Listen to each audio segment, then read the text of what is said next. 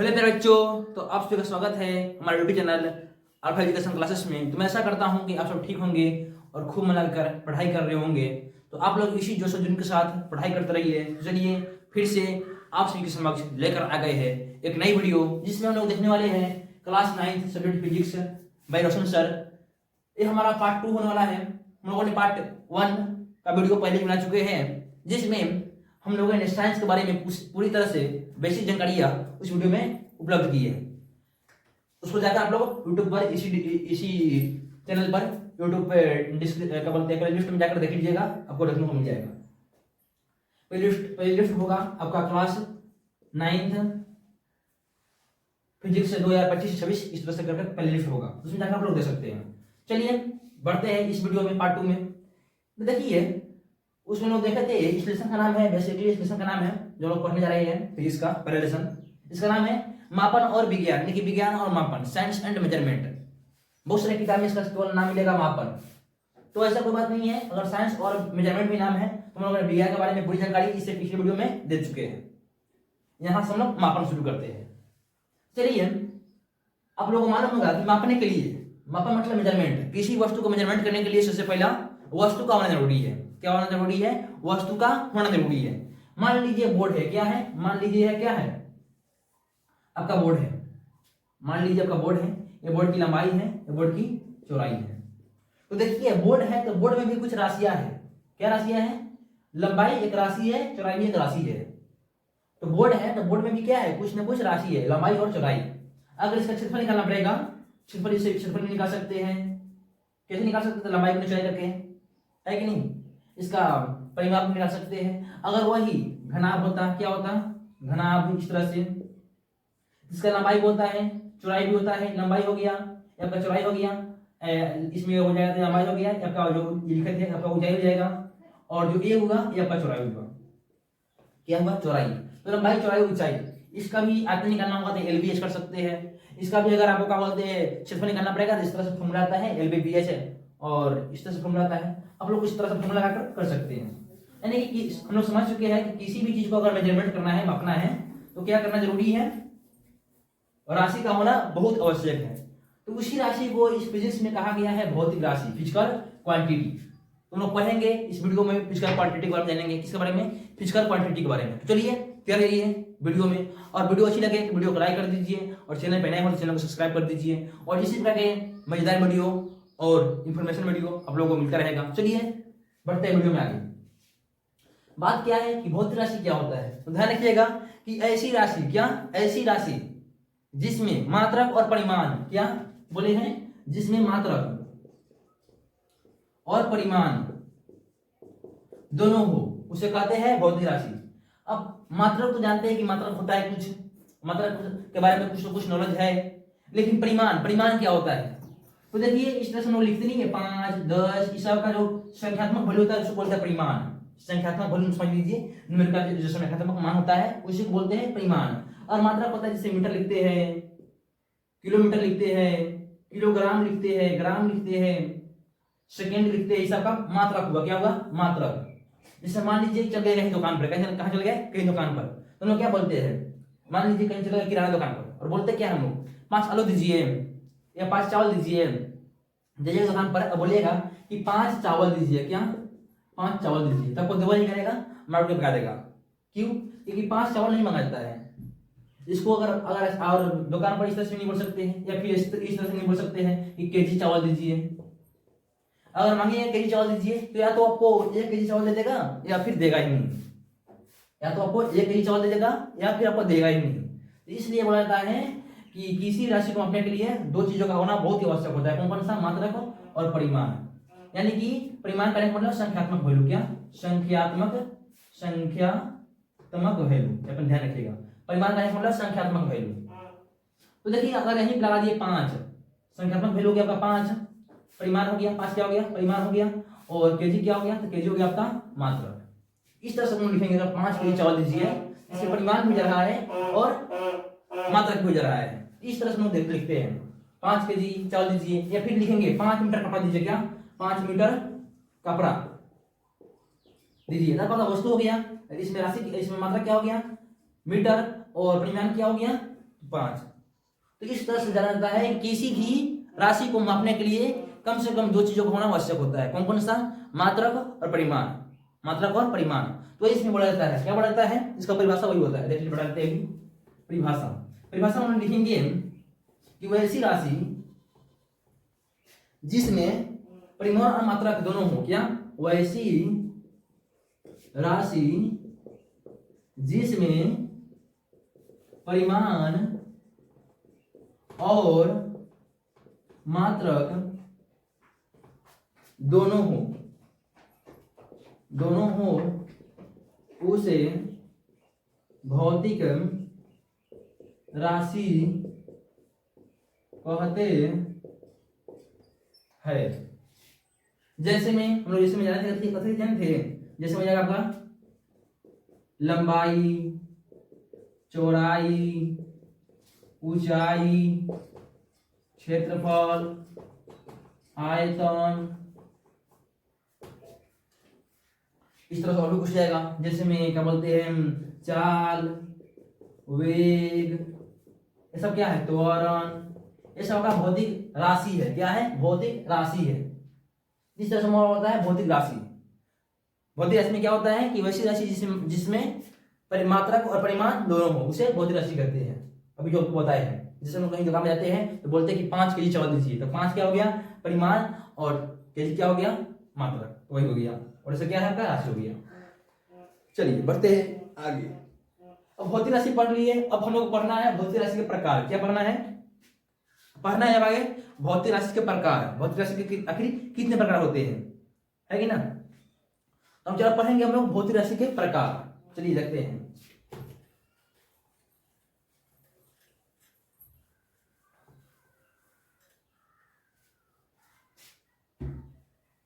क्या देखते हैं? भौतिक राशि के प्रकार। ध्यान रखिएगा, इसका जो प्रकार है इसको हम लोग मुख्य रूप से 3 भागों में बांटते हैं। कितने भागों में? 3 भागों में बांटते हैं। पहला मूल राशि, जिसको आधारी राशि बोलते हैं। क्या बोलते हैं? मूल राशि। मूल राशि। दूसरा व्युत्पन्न राशि।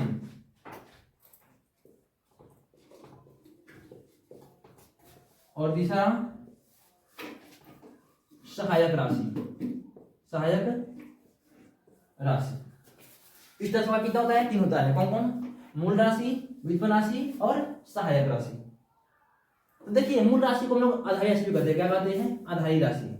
आधारी राशि भी कहते हैं। व्युत्पन्न राशि का दूसरा नाम नहीं है, सहायक राशि मतलब सहायक राशि। देखिए, मूल राशि उसे कहते हैं, यानी आधारी राशि उसे कहते हैं जिस पर अन्य राशि निर्भर हो, यानी कि एक किसी पर निर्भर नहीं रहेगा। मूल राशि किसी और पर निर्भर नहीं रहेगा, ये दूसरे इस पर दूसरा कोई निर्भर रहेगा, लेकिन एक किसी पर निर्भर नहीं रहेगा। व्युत्पन्न राशि जो मूल राशि पर निर्भर हो उसे कहते हैं व्युत्पन्न राशि। और सहायक राशि जो मूल राशि तथा व्युत्पन्न राशि की सहायता करे। ध्यान रखिएगा। इसका परिभाषा हम क्या लिखेंगे? मूल राशि की, किसकी? मूल राशि की। क्या लिखेंगे? इसको हम लोग लिखेंगे परिभाषा में कि वैसी राशि जो किसी अन्य राशि पर निर्भर न हो। क्या? निर्भर न हो उसे हम लोग मूल राशि कहते हैं। जैसे इसे मूल राशि या आधारी राशि कहते हैं। दोनों बात की है। देखो यहाँ नाम लिख दिया हूँ, मूल राशि या आधारी राशि, या आधारी राशि को ध्यान रखिएगा।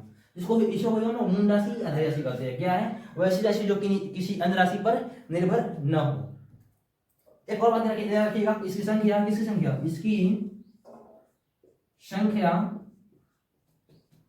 इसकी संख्या 7 होती है। कितनी होती है? 7 होती है। इसकी संख्या 7 होती है। और हम लोग 7 के बारे में जानेंगे भी।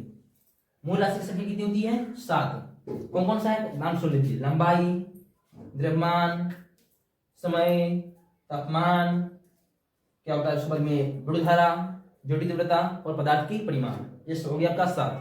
7 के बारे में हम लोग जानते हैं। चलिए, तो लोग क्या जाने हैं कि मूल राशि कितने होते हैं? मूल राशि की संख्या 7 होते हैं। कौन कौन सा है उसके बारे में हम लोग जानेंगे। चलिए, पहला हो गया आपका लंबाई। क्या हो गया? लंबाई। दूसरा हो गया आपका द्रव्यमान, क्या हो जाएगा? द्रव्यमान। तीसरा क्या हो गया? समय। और चौथा होगा आपका तापमान, क्या? तापमान। इसको इंग्लिश में बोलते हैं लेंथ, LENGTH, हाँ LENGHT ना GTH, चलो ठीक है, लेंथ देख लीजिएगा इंग्लिश, ठीक है, सही है। द्रव्यमान का मास MASS, समय का टाइम, और तापमान का टेम्परेचर TEMPERATURE, टेम्परेचर। चलिए 4 हुआ, अभी 3 और है। 5वां का होता है विद्युत धारा, क्या? विद्युत धारा, इसको बोलते हैं लोग इलेक्ट्रिक करंट, क्या बोलते हैं? Electric current, ELECTRIC, current CURRENT। चलिए इलेक्ट्रिक करंट। छठा होता है आपका ज्योति तीव्रता, क्या होता है? ज्योति तीव्रता, ये वह है तीव्रता, उसको बोलते हैं लोग ल्यूमिनियस इंटेंसिटी, ल्यूमिनियस इंटेंसिटी। और सातवां होता है पदार्थ का परिमाण, क्या? पदार्थ का परिमाण, इसको हम लोग बोलते हैं सब्सटेंस ऑफ मैटर, क्या? Substance of matter. ये होती है आपका 7 कौन सी मूल राशि होती है? 7 का क्या है? मूल राशि। कौन सा है? मूल राशि। लंबाई, द्रव्यमान, समय, तापमान। लंबाई का लेंथ, द्रव्यमान का मास, समय का टाइम, तापमान का। तो क्या जाना हम लोग कि मूल राशि की संख्या कितनी होती है? 7 होती है। कितनी होती है? 7। कौन कौन सी देख लीजिए, यही 7 है आपका। पहले लंबाई, जिसको बोलते हैं लेंथ। दूसरा है द्रव्यमान, जिसका नाम है मास। तीसरा समय, जिसको बोलते हैं टाइम। चौथा तापमान, जिसको बोलते हैं टेम्परेचर। पांचवा विद्युत धारा, जिसको बोलते हैं इलेक्ट्रिक करंट। छठा होता है ज्योति तीव्रता, जिसको बोलते हैं ल्यूमिनस इंटेंसिटी। और सातवां पदार्थ का परिमाण, जिसको हम लोग इंग्लिश में बोलते हैं सब्सटेंस ऑफ मैटर। ये हो गया आपका सातों का सातों भौतिक राशि, बड़े मूल राशि। और मूल राशि की संख्या कितनी होती है? 7 होती है। और मूल राशि किसे कहते हैं? तो ऐसी राशि जो किसी अन्य राशि पर निर्भर ना हो, उसे हम लोग मूल राशि कहते हैं। जैसे में लंबाई, द्रव्यमान, समय, तापमान, विद्युत धारा, ज्योति तीव्रता और पदार्थ की परिमाण। और इन सब के मात्रा के बारे में पढ़ेंगे नेक्स्ट वीडियो में। अभी हम जानते हैं बीजगण राशि के बारे में, किस राशि के बारे में? बीजगण राशि के बारे में। ये आपका क्या पढ़ रहा है? जिसमें पूरा पॉइंट, जो पूरा पॉइंट पढ़ रहे हैं इसको, इसका नाम है भौतिक राशि, भौतिक राशियां, फिजिकल क्वांटिटीज हम लोग बोलते हैं। इसके जो कल वाला जो वीडियो में हम पढ़ेंगे उसका नाम रहेगा भौतिक मात्रक, फिजिकल यूनिट, मात्रक। इसमें हम पढ़ेंगे फिजिकल क्वांटिटी। अभी मूल राशि को पढ़ लिए, चलते हैं बीजगण राशि के बारे में पढ़ने। तो तैयारी है आप लोग बीजगण राशि को पढ़ने के लिए। चलिए, हमने क्या बताया था शॉर्टकट में कि जो किसी अन्य पर निर्भर नहीं करता है उसे मूल राशि कहते हैं। और इसको आधारित भी कहा जाता है। जो मूल राशि पर निर्भर करते हैं उसे व्युत्पन्न राशि कहते हैं। और जो मूल राशि और व्युत्पन्न राशि की सहायता करता है उसे सहायक राशि कहते हैं। चलिए अब जानते हैं व्युत्पन्न राशि के बारे में। इसके बारे में दूसरा व्युत्पन्न राशि। चलिए इसके बारे में जानते हैं हम लोग। क्या होता है? लिखेंगे वैसी राशि जो मूल राशि पर निर्भर करे, चाहे निर्भर हो। वैसी राशि जो मूल राशि पर निर्भर हो उसे व्युत्पन्न राशि कहते हैं। जैसे हम लोग देखेंगे, देख लीजिए कथी बोल रहा है? जो व्युत्पन्न राशि पर, जो मूल राशि पर निर्भर हो। अब बड़े कैसे? जैसे देख लीजिए, अगर मान लीजिए कि बोर्ड आपका क्या है? एक वस्तु है, और बोर्ड की राशि कौन सी हो जाएगी? लंबाई हो जाएगी, चौड़ाई हो जाएगी। तब लोग ध्यान देते होंगे कि लंबाई को भी हम लोग मापते हैं मीटर में ही, चौड़ाई को मापते हैं मीटर में भी। लंबाई को भी मापते हैं मीटर में ही, और चौड़ाई को भी कितनी में मापते हैं? मीटर में ही मापते हैं। यानी कि जो लंबाई है, लंबाई तो ही, लेकिन जो चौड़ाई है वो भी एक प्रकार का है, वो भी एक प्रकार का लंबाई है, जिसको हम मापते रहते हैं मीटर में। चौड़ाई भी क्या है? एक प्रकार का लंबाई ही है, जिसको हम मापते हैं मीटर में। इस तरह से कहा जाए तो जो वृत्त बनाएंगे, तो मान लीजिए वृत्त बना रहे हैं, वृत्त क्या बना रहे हैं? वृत्त। तो वृत्त का जो त्रिज्या है, क्या है? त्रिज्या, इसको मापते हैं सेंटीमीटर में। तो त्रिज्या है, ये भी एक प्रकार का लंबाई ही है। क्या है? लंबाई है, लंबाई ही है। अगर मान लीजिए हम बनाते हैं इस तरह से घन, चाहे बोलिए घनाभ बनाते हैं, इसमें क्या होगा? आपका लंबाई, तो लंबाई है ही। क्या होता है आपका? चौड़ाई। चौड़ाई भी इसमें का एक प्रकार का लंबाई ही है। और एक क्या आपका होता है? ऊंचाई। जैसे देख लीजिए, आपको बता देते हैं, ये क्या है भाई, एक घनाभ है। ये क्या है, घनाभ, आपको दिख रहा होगा। ये क्या है, ये क्या है, ये घनाभ है। क्या है, घनाभ। देखिए आपको घनाभ दिख रहा होगा। चलिए, तो ये घनाभ है, और घनाभ में जो आपको दिख रहा है ये वाला, ये वाला, ये क्या है, ये होता है आपका लंबाई, ये क्या होता है चौड़ाई, और ये क्या होता है ऊंचाई। लेकिन तीनों को मापते हैं सेंटीमीटर में ही ना, तो तीनों को दें क्या है, एक प्रकार का लंबाई ही हुआ। क्या हुआ, एक प्रकार का लंबाई ही हुआ, इस तरह से। इसलिए इसमें जैसे लिखा जाए क्या, जैसे हम लिख सकते हैं लंबाई तो हो गया मूल मात्रा, जिसमें लिख सकते हैं चौड़ाई, ऊंचाई, त्रिज्या, अभी हम त्रिज्या के बारे में देखे हैं, त्रिज्या, और भी कुछ हो सकता है। जैसे बताते हैं आपको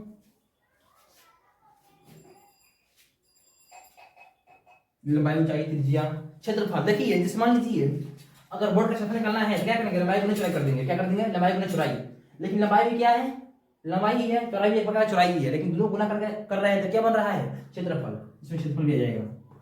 उसी तरह से अगर लंबाई चौड़ाई चाहे कीजिएगा तो लंबाई लंबाई लंबाई, क्योंकि लंबाई भी एक प्रकार का लंबाई है, चौड़ाई भी एक प्रकार का लंबाई है, और ऊंचाई भी एक प्रकार का लंबाई है। इसमें आयतन भी जाएगा। इस तरह से करके बहुत कुछ आ सकता है। इसमें हम लोग आज लिख देंगे। इसकी संख्या कोई निश्चित नहीं है, इसकी संख्या भी निश्चित नहीं की गई है, और निश्चित अगर की गई होगा तो उसको ऐसा मुझे भी मालूम नहीं है, जानकारी नहीं है। इसलिए हम लोग बोलते हैं कि व्युत्पन्न राशि की संख्या अनेक होती है। क्या होती है, अनेक होती है। कोई पूछेगा कि मूल राशि की संख्या कितनी होती है, तो हम लोग बोल देंगे 7। व्युत्पन्न राशि की संख्या कितनी होती है, तो हम लोग बोलेंगे सीधे अनेक, चाहे कई, अनेक या कुछ बोल सकते हैं कई। इस तरह से लोग, आशा करता हूं लोग समझ गए होंगे। अब हम लोग चलते हैं सहायक राशि के बारे में। किसके बारे में, सहायक राशि के बारे में। चलिए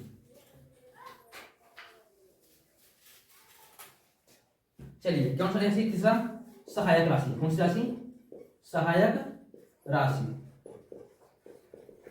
अभी हम क्या जाना है कि मूल राशि जो किसी अन्य राशि पर निर्भर ना हो, व्युत्पन्न राशि जो मूल राशि पर निर्भर हो, और सहायक राशि जो मूल और व्युत्पन्न राशि की सहायता करे। वही लिखेंगे इसमें, वैसी राशि जो मूल और व्युत्पन्न राशि की सहायता करे, उससे प्रोबेबिलिटी दीजिएगा, उसे हम लोग व्युत्पन्न राशि कहते हैं। क्या कहते हैं, व्युत्पन्न राशि कहते हैं। चलिए इसको जैसे हम बोलेंगे, याद रखिएगा सबसे पहले इसकी संख्या, किसकी संख्या, सहायक राशि की संख्या, सहायक इसकी संख्या 2 होती है। कितनी होती है, इसकी संख्या 2 होती है। कितनी होती है, 2 होती है।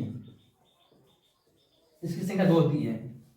इसकी संख्या कितनी होती है, 2 होती है। देखिए मूल राशि या आधार राशि की संख्या 7, व्युत्पन्न राशि की संख्या अनेक होती है। कितनी होती है, अनेक या कई बोल सकते हैं। और सहायक राशि की संख्या 2 होती है। कौन कौन सी, तो पहला होता है आपका समतल कोण। कौन सा कोण, समतल कोण। और दूसरा होता है घन कोण। कौन सा कोण, घन कोण। चलिए अभी देखते हैं हम लोग समतल कोण क्या होता है, घन कोण क्या होता है। अभी हम लोग देखते हैं।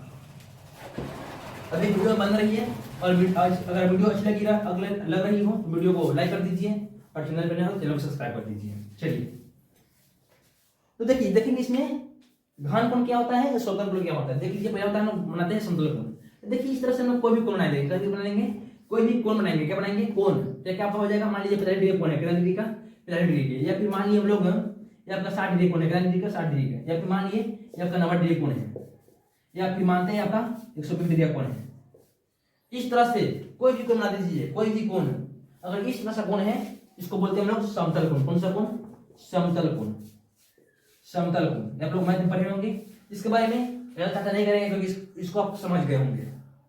अब हम जानेंगे घन कोण के बारे में, जिसका नाम आप लोग अभी तक सुने नहीं होंगे, अब सुनेंगे।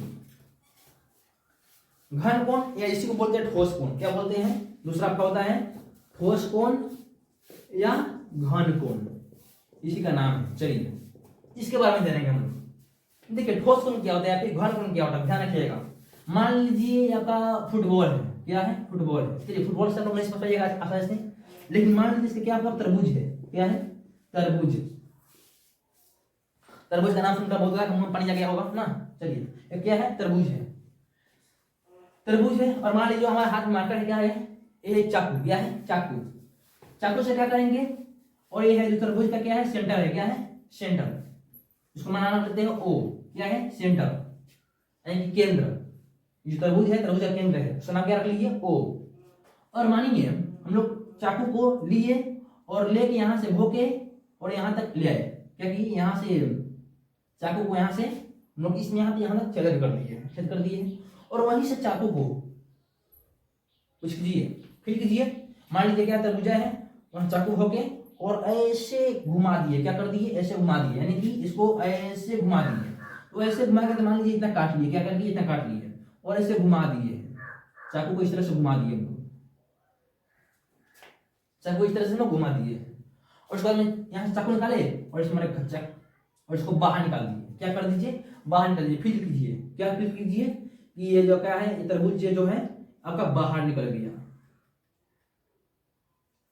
बाहर निकल गया, क्या, तरबूज कहाँ निकल गया, बाहर।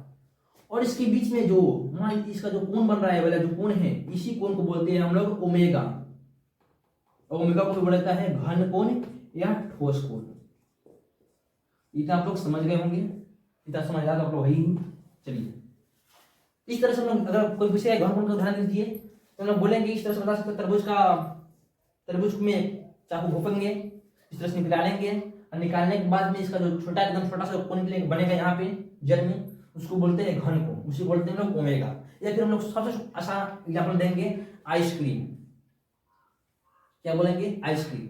आइसक्रीम का यहाँ का जो भाग होता है, यहाँ का जो कोण बन रहा है, इसी को बोलते हैं ओमेगा या फिर इसी को बोलते हैं घन या ठोस कोण। या फिर बोल सकते हैं आप लोग, अभी होली आ रहा है, होली में जो टोपी हम लोग पहनते हैं, होली में जो लोग टोपी पहनते हैं इस तरह का टोपी, वो टोपी बोल सकते हैं। टोपी का भी जो यहाँ का कोण जो होता है उसको हम लोग बोलते हैं ओमेगा, इसी को बोलते हैं ठोस या घन कोण। तो आशा करता हूँ कि आप लोगों को अभी तक हम लोग जितनी भी बातें सीखी है वो सब आप लोगों को समझ में आ गया होगा। तो चलिए, अगर आप लोगों को वीडियो अच्छी लगी हो तो वीडियो को लाइक कर दीजिएगा और चैनल पर नए हो तो चैनल को सब्सक्राइब कर दीजिएगा। और इसी तरह के मजेदार क्लास देखने के लिए, समझने के लिए, इसी तरह से अच्छी तरीके से समझने के लिए हमारे चैनल को सब्सक्राइब कर दीजिएगा। चलिए मिलते हैं नेक्स्ट वीडियो में, तब तक के लिए जय हिंद दोस्तों।